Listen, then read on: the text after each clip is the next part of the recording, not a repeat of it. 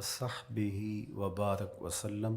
क़ाल अल्लाहु ताला मतबारक फ़िल क़ुरआनिल मजीद वल फ़ुरक़ानिल हमीद फ़ी शान हबीबिही मुख़बिरन व आमिरा इन्नल्लाह व मलाइकतहु युसल्लूना अलन नबी या अय्युहल्लज़ीना आमनू सल्लु अलैहि व सल्लिमू तस्लीमा।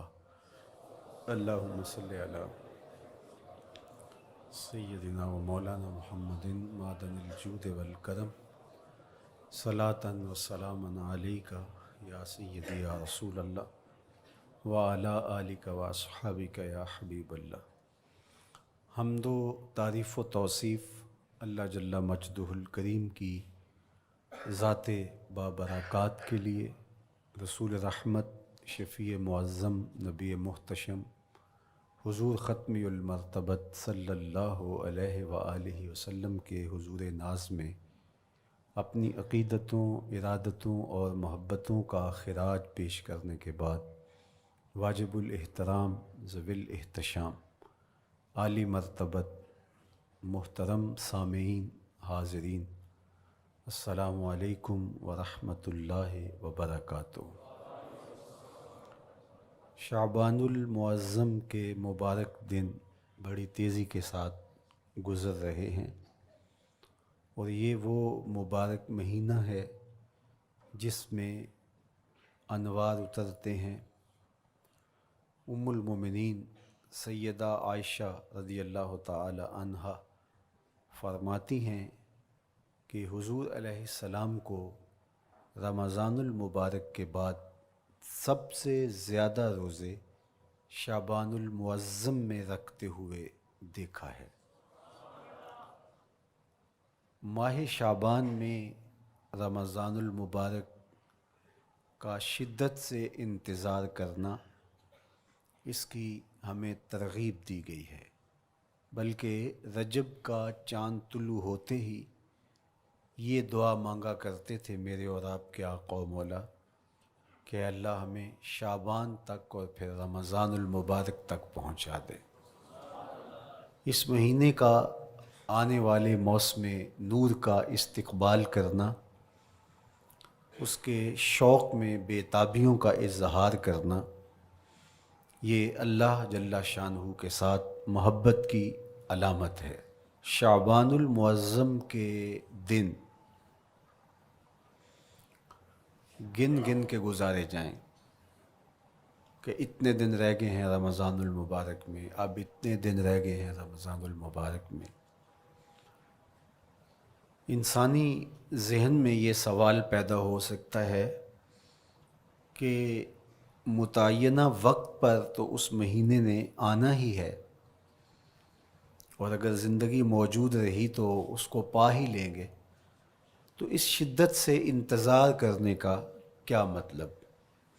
तो उसका जवाब ये है, बैरून मुल्क से किसी के बुज़ुर्ग ने, वालिद ने या किसी के बेटे ने आना हो तो वो 2 माह कबल ही आँखें फ़र्श रा किए होते हैं और गिन गिन के दिन गुजार रहे होते हैं, और जो ही लम्हे करीब आते हैं तो फिर घड़ियाँ और साअतें भी गिनी जाती हैं।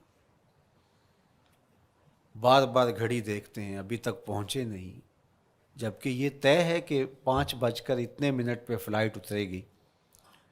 तो बार बार घड़ी देखने का मतलब, लाहौर से 2 घंटे यहाँ गुजरांवाला में पहुँचते हुए लगेंगे, लेकिन हर 10 मिनट के बाद के ज़रा पता करो कहाँ तक पहुँचे हैं। क्या मतलब इसका? मतलब इसका ये है कि जब सीने में किसी का इंतज़ार रखा हुआ हो तो फिर बेताबियाँ, बेचैनियाँ, इज़्तिराब मौजूद होता है। हम दुनिया के लोगों के साथ जो रब्त व रिश्ता रखते हैं उसके मुताबिक उनका इंतज़ार होता है। कुछ आने वाले ऐसे भी होते हैं जिन्होंने हमें बताया होता है कि फ़लाँ दिन हम पहुँचेंगे और वो दरवाज़े पे दस्तक दे रहे होते हैं और हम सो के उठ रहे होते हैं, और अचानक जब पता चलता है कि फ़लाँ बाहर दरवाज़े पे दस्तक दे रहे हैं तो हम इस्तकबाल तो कर रहे होते हैं, लेकिन हमारे जहन में ये भी होता है वो मैं भूल गया, تو اب تو یہ کام بھی میرے ذمے ہے، تو مجھے یاد آ گیا ہوتا۔ تو جن لوگوں کے لیے دل میں محبتوں کی جگہ ہو تو ان کے لیے پھر سارے کام مؤخر کر کے ان کے استقبال کیے جاتے ہیں۔ یہ مہینہ اللہ کی رحمتوں کا موسم بہار ہے، چھم چھم رحمتیں برستی ہیں، انوار اترتے ہیں، گناہ گاروں کو آتش دوزخ سے نجات بخش دی جاتی ہے۔ تو اس کا استقبال کرنا، اس کے لیے انتظار کرنا، گن گن کے دن گزارنا، لمحے اور ساعتیں بسر کرتے ہوئے بار بار ماہ سیام کا ذکر کرنا، اس مہینے کے ساتھ محبت کی دلیل ہے، اور اس مہینے کے ساتھ محبت اللہ سے محبت کی دلیل ہے۔ اس لیے اس مہینے کا استقبال کرنا، اس کے لیے تیاری کرنا، اپنے گھر کو صاف کرنا، اس کے لیے اپنی اولاد کے دل میں شوق پیدا کرنا اور ماحول پہلے پیدا کرنے کی کوشش کرنا، تاکہ جو ہی یہ ماہ جلوہ گر ہو تو روزہ رکھنے کا مزاج پیدا ہو چکا ہو، تلاوت کلام مجید کا مزاج پیدا ہو چکا ہو، دیگر نوافل اور اچھے اعمال بجا لانے کی عادت پڑ چکی ہو۔ تو شعبان میں ہی اس کی تیاری ہوتی ہے، تاکہ رمضان المبارک آتے ہی ہم پوری طرح سے مستعد اور فعال ہو کر کے اس مہینے کی برکتوں کو سمیٹ لیں۔ اللہ کے محبوب علیہ السلام نے ارشاد فرمایا کہ جب ماہ سیام آتا ہے فتحت ابواب الجنہ، تو جنت کے 8 دروازے کھول دیے جاتے ہیں۔ جنت تو اللہ جل شانہ کی کرم نوازیوں کا ایک ایسا خوبصورت منظر ہے کہ آج تک نہ کسی آنکھ نے اس کو دیکھا، نہ کسی کان نے سنا، اور نہ اس کا کوئی تصور کر سکتا ہے، ایسی خوبصورت بنائی ہے۔ وہاں کی ہوائیں جب چلتی ہیں تو گرد نہیں اڑتا، کستوری اڑتی ہے۔ وہاں دودھ کی، شہد کی، مائے معین، کوثر، سلسبیل کی نہریں بہتی ہیں، موتی زمرد کے محلات بنے ہوئے ہیں۔ وہ خوبصورت محل اور وہ خوبصورت جنت کا ماحول، لیکن اس کے باوجود اس خوبصورت جنت کو، مرصع جنت کو، نظیف ترین بقعۂ رحمت کو 11 ماہ تک رنگ و روغن کیا جاتا ہے رمضان المبارک کے استقبال کے لیے۔ اور جب یہ مہینہ آتا ہے تو اس کے دروازے کھول دیے جاتے ہیں، اور جنت کے 8 دروازوں میں سے ایک دروازے کا نام باب الریان رکھا گیا ہے، جو صرف روزہ داروں کے اعزاز و تکریم کے لیے ہے۔ روزہ دار اس دروازے سے گزر کے جنت جانے۔ تو آپ اندازہ کیجئے کہ اللہ نے اس ماہ مبارک کو کیا عزت دی ہے، کیا پروٹوکول دیا ہے، کیا تکریم بخشی ہے کہ نبیوں کا امام، امام المرسلین، خاتم الانبیاء، محبوب خدا اس مہینے کے لیے منتظر رہتے کہ یہ مہینہ آنے والا ہے، یہ مہینہ آنے والا ہے۔ حضرت سیدنا سلمان فارسی رضی اللہ تعالی عنہ فرماتے ہیں کہ شعبان کی آخری تاریخ کو حضور نے ایک خطبہ ارشاد کیا۔ بعض علماء نے کہا کہ یہ شعبان کا آخری جمعہ تھا، یا ہو سکتا ہے کہ آخری جمعہ 29 شعبان کو ہی ہو۔ تو رمضان المبارک سے قبل حضور نے یہ خطبہ ارشاد کیا، جو مختلف کتب احادیث میں موجود ہے۔ یا ایھا الناس، اے لوگو، قد اظلکم شہر عظیم، اللہ نے تمہارے اوپر ایک بہت پاکیزہ، پر نور، عالی مرتبت مہینہ سایہ فگن کر دیا ہے۔ شہر فیہ لیلۃ خیر من الف شہر، اس مہینے میں ایک ایسی رات ہے جو 1000 مہینے سے بہتر ہے۔ جعل اللہ صیامہ فریدہ و قیام لیلۃ تطوع، اس مہینے کے دن کے روزے فرض قرار دیے گئے اور راتوں کا قیام نفل بنایا گیا۔ تراویح کی صورت کے اندر راتوں کے قیام کا ماحول پیدا ہوتا ہے، صلاۃ اللیل پڑھی جاتی ہے، نوافل پڑھے جاتے ہیں کثرت کے ساتھ۔ یہ اس مہینے کی شانیں ہیں، یہ اس مہینے کی رونقیں ہیں۔ اس مہینے میں اللہ تعالیٰ نے خاص کرم نوازیاں عطا کی ہیں اہل ایمان کو۔ وَمَن تَقَرَّبَ فِيهِ بِخَصْلَةٍ مِّنَ الْخَيْرِ كَانَ كَمَنْ أَدَّى فَرِيضَةً فِيمَا سَوَاهُ۔ ایک نفل کا ثواب ایک فرض کے برابر اس مہینے میں کر دیا جاتا ہے۔ وَمَنْ أَدَّى فَرِيضَةً كَانَ كَمَنْ أَدَّى 70 فَرِيضَةً فِيمَا سَوَاهُ۔ اور اگر کوئی ایک فرض ادا کرتا ہے تو اس کو 70 فرائض کا ثواب ملتا ہے۔ اس قدر نیکیوں کا اجر بڑھا دیا جاتا ہے، ان کی قیمت بڑھا دی جاتی ہے اس مہینے میں۔ اور پھر ارشاد فرمایا وَهُوَ شَهْرُ الصَّبْرِ، یہ صبر کا مہینہ ہے۔ ہونے کے باوجود بھی انسان تناول نہیں کرتا۔ ٹھنڈا میٹھا مشروب میسر ہے اور زبان کانٹا بن گئی، حلق خشک ہو گیا، لیکن اس کے باوجود بھی ایک گھونٹ حلق سے نیچے اتارنے کا روادار نہیں ہوتا۔ وضو کرتے بھی احتیاط کرتا ہے کوئی قطرہ آب حلق سے نیچے نہ ٹپک جائے۔ تو یہ صبر سکھاتا ہے۔ جب ہو بھی تو انسان اس سے گریز کرے، تو جب ہوگا نہیں تو پھر انسان صبر کا عادی بن جاتا ہے، تو یہ صبر کی عادت ڈالتا ہے۔ یہ شہر الصبر ہے۔ پھر فرمایا وَالصَّبْرُ ثَوَابُهُ الجنہ، اور سنو صبر کا ثواب جنت ہے۔ جو شخص صابر ہوتا ہے اس کا صلہ جنت کی صورت میں عطا کیا جائے گا۔ وَشَهْرُ الْمَوَاسَاتِ، اور یہ ہمدردی کا مہینہ ہے، باہمی پیار کا مہینہ ہے، الفتیں بانٹنے کا مہینہ ہے، نرم دلی کا مہینہ ہے، ایک دوسرے کے احساس کا مہینہ ہے۔ جب کوئی شخص بھوک اور پیاس کاٹتا ہے تو اس کو پھر محسوس ہوتا ہے، بالخصوص امراء، کہ بھوک کیا بلا ہوتی ہے، اور جو نان شبینہ کو ترستے ہیں اور جنہیں کھانا میسر نہیں آتا ان کی زندگیاں کتنی تلخ ہوتی ہیں۔ تو بھوک اور پیاس احساس پیدا کرتی ہے ان لوگوں کا کہ جو اللہ کی دی ہوئی نعمتوں سے محروم ہیں۔ تو اس لیے یہ ایک قسم کا رحم دلی کا مہینہ ہے، پیار بانٹنے کا مہینہ ہے، یہ الفتیں تقسیم کرنے کا مہینہ ہے۔ وَشَهْرٌ يُزَادُ فِيهِ رِزْقُ الْمُؤْمِنِ، اور یہ ایسا مبارک مہینہ ہے جس میں مومن کا رزق بڑھا دیا جاتا ہے۔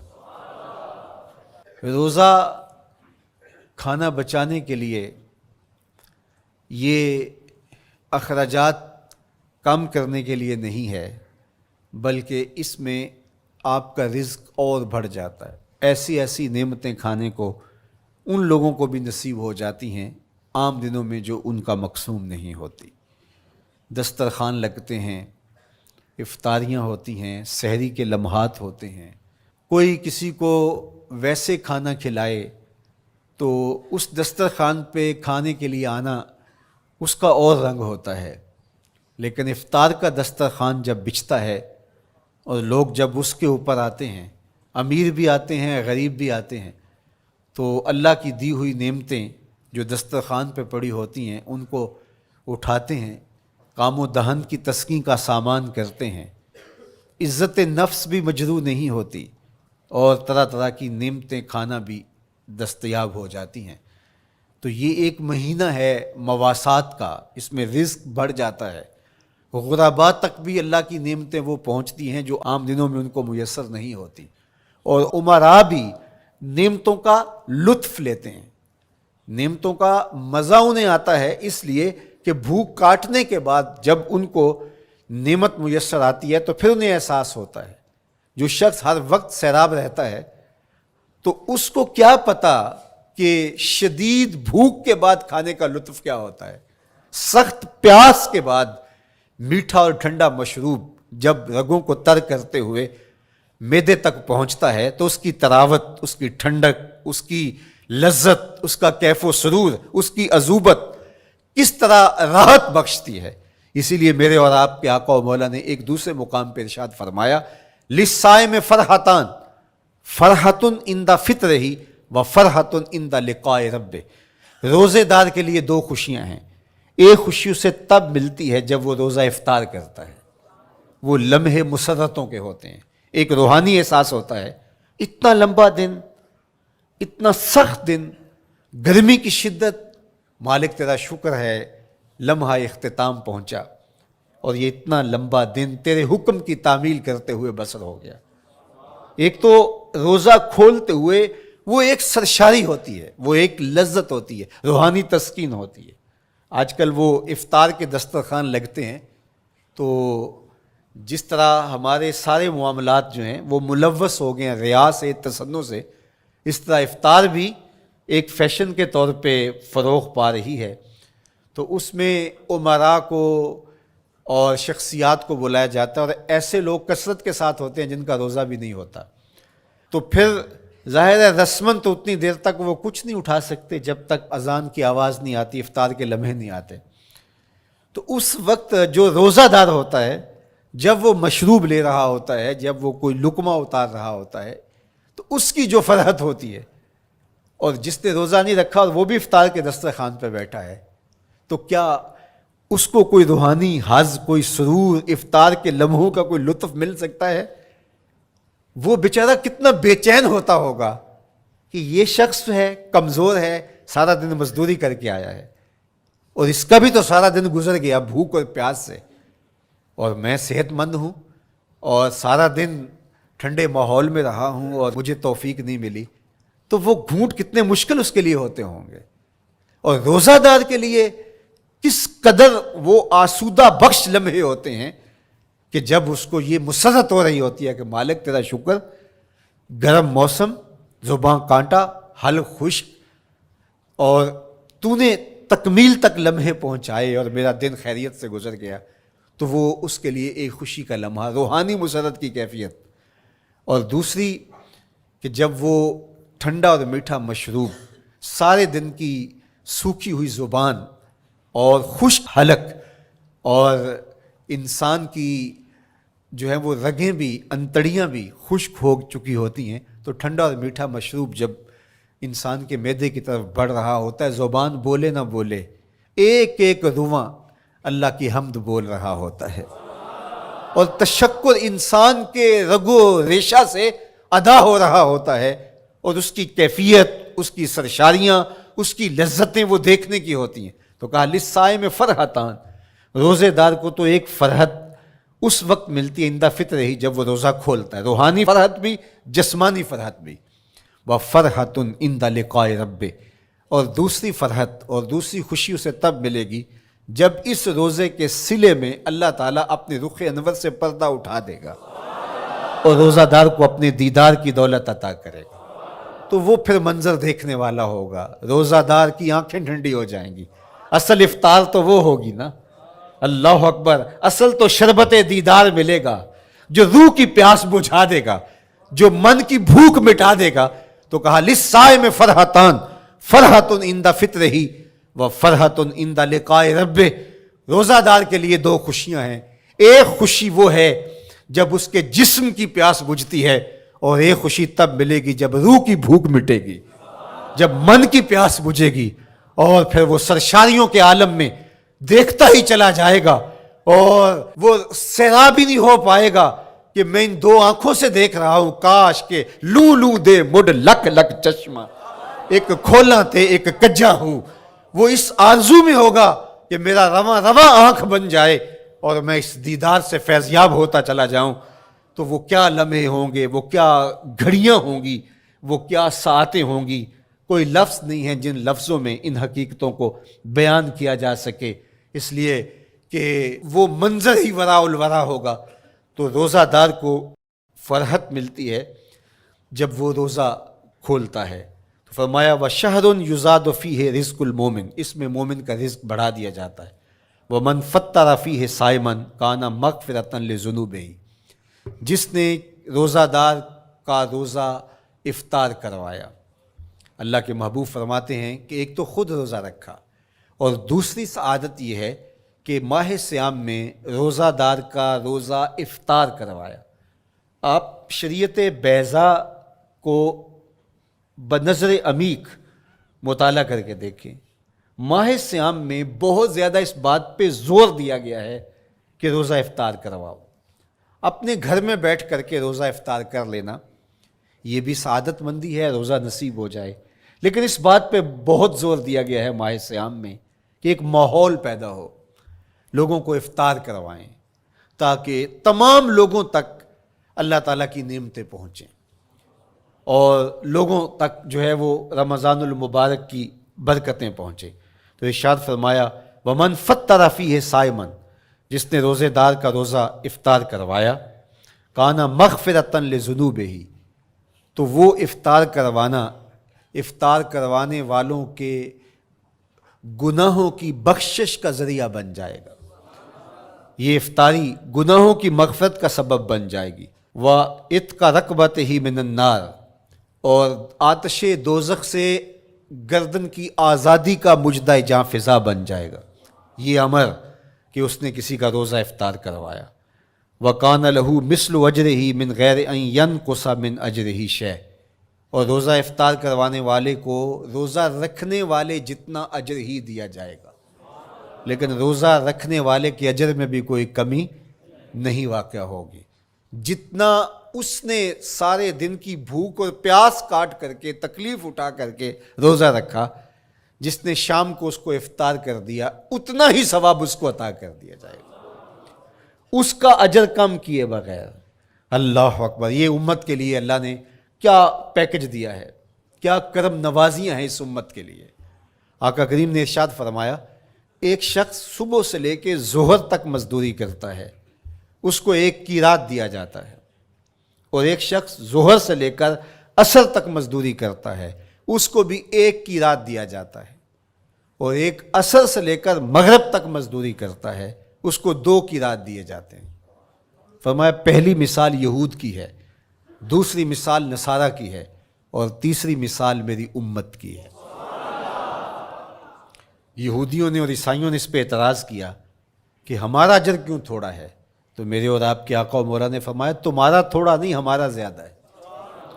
آج کل اگر 1000 روپیہ مزدوری چلتی ہو مزدور کی، تو کوئی شخص صبح سے شام تک ایک شخص سے مزدوری کروائے اور 1000 روپیہ دے دے، اور دوپہر کو اڈے سے جا کے ایک مزدور اور لے آئے اور شام کو اس کو بھی 1000 روپیہ دے آئے، اور ایک شخص کو عصر کے وقت لائے اس کو 2000 روپیہ دے دے، تو 1000 والا کہے کہ میرے سے زیادتی ہوئی ہے، تو اس سے زیادتی تو نہیں ہوئی، اسے تو پوری مزدوری دی گئی ہے، اب اس پہ مہربانی ہوئی ہے، اس پہ رحمت ہوئی ہے۔ تو کہا یہود اور نصارہ کی یہ مثال ہے، ایک صبح سے ظہر تک مزدوری کرے اس کو 1 قیراط، ایک ظہر سے عصر تک مزدوری کرے اس کو بھی 1 قیراط، اور تیسرا بہت تھوڑا وقت عصر سے مغرب تک مزدوری کرے اس کو 2 قیراط۔ کہا یہ امت محمدیہ اللہ صاحب الصلوات کو دیا گیا نور ہے۔ تو ایک شخص نے سویر سے لے کر شام تک روزہ رکھا، بھوک کاٹی، پیاس کاٹی، سخت شدت کی گرمی سہی، اور ایک شخص نے شام کے وقت اس کو روزہ افطار کروا دیا۔ اور سنو حضور علیہ الصلوۃ والسلام کا فرمان، جب حضور نے فرمایا کہ اس کو پورا اجر ملے گا پہلے کے اجر کو کم کیے بغیر، تو صحابہ کا تو دل تڑپنے لگا کہ یہ کتنی بڑی بات ہے۔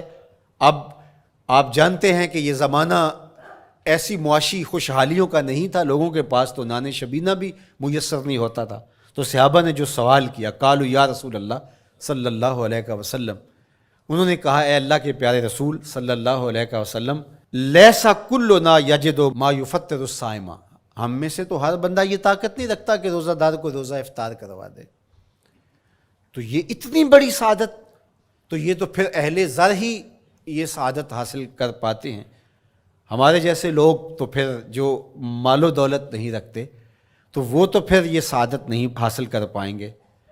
تو میرے اور آپ کے آقا و مولا نے کیا فرمایا؟ قال، حضور نے ارشاد فرمایا یؤت اللہ ھذا الثواب، یہ ثواب اللہ اس شخص کو بھی عطا کرے گا، من فطر صائما علی مزقۃ لبن او تمرۃ او شربۃ من ماء، فرمایا کہ یہ اجر اللہ اس کو بھی عطا کرے گا جس نے کسی کا روزہ 1 گھونٹ دودھ سے کھلوا دیا، یا 1 کھجور سے کھلوا دیا، یا پانی کے 1 گھونٹ سے اس کا روزہ افطار کروا دیا۔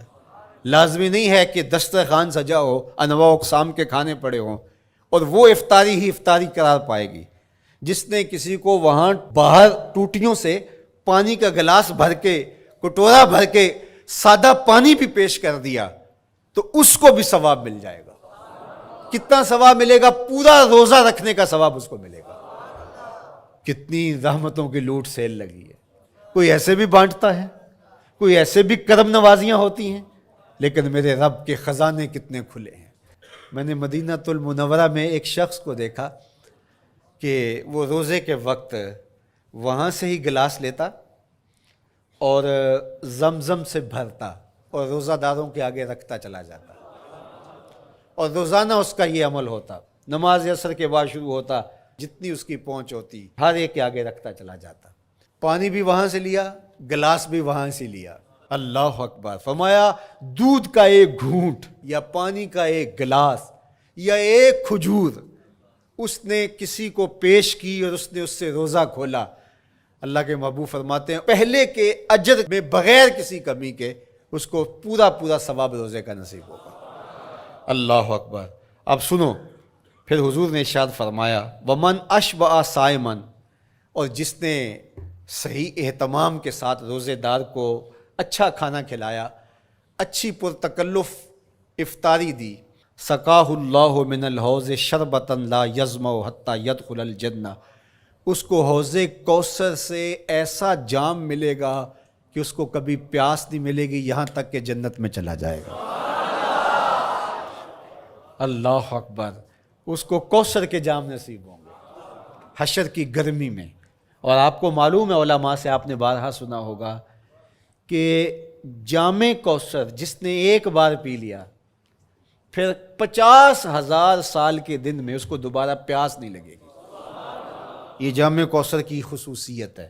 فرمایا وَهُوَ شَهْرٌ أَوَّلُهُ رَحْمَةٌ، یہ وہ مہینہ ہے جس کے پہلے 10 دن رحمت ہیں اور اس کا درمیانی عشرہ مغفرت ہے، وَآخِرُهُ عِتْقٌ مِّنَ النَّارِ، اور اس کا آخری عشرہ جو ہے وہ آتش دوزخ سے نجات کا ضامن ہے۔